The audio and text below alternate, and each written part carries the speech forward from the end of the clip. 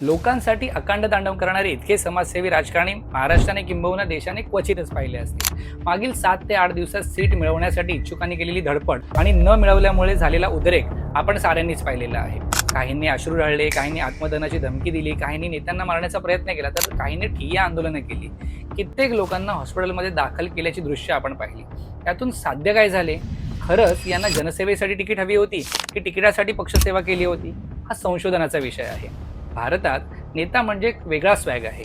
पुढे मागे चापलुसी करणारे समर्थक घेऊन मिरवणं, निवडून आल्याच्या नंतर वेगळ्याच मिजाशीत वावरणं, जनतेला काय हवंय याहून मला काय वाटतंय तसं काम करणारे स्वयंघोषित शिक्षित अभ्यासू नेत्यांची भारतात कमतरता नाही। आणि त्यांना आमंत्रित करून त्यांच्यासमोर 45 डिग्रीमध्ये झुकणारे केविलवाण्या चेहऱ्याची मंडळ, संस्था, संघटनांचे पदाधिकारी या दोघांनी मिळून जनतेला देशोधडीला लावलेला आहे। यातच स्वतःचे नाव आणि फोटो झळकावे म्हणून दादा, भाऊंचे आणि ताईंचे, साहेबांचे बॅनर लावणाऱ्या कार्यकर्त्यांनी आणखीच भर घातलेली आहे। निवडून आलेला उमेदवार हा आणखी कोणी नसून जनतेचे काम करण्यासाठी ठेवलेला पगारी नोकर आहे, ज्याकडून कामे करून घेणं आणि नाही केलं तर जाब विचारणं ही आपली जबाबदारी आहे।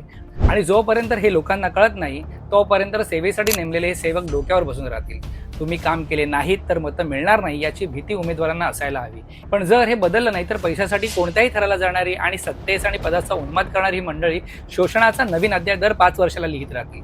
उमेदवार निवडताना तुमच्या वैयक्तिक स्वार्थासाठी ज्याने काम केलं आहे त्याचा विचार बाजूला सारून सामूहिक हितासाठी मतदान करायला हवं। खुर्चीसाठी अखंड तांडव करणारा आणि पैशानं उमेदवारी विकत घेणारा उमेदवार नको आहे, तर लोकांच्या प्रश्नाची जाणीव असणारा उमेदवार हवा आहे। दुर्बीण घेऊन शोधा, नक्की मिळेल।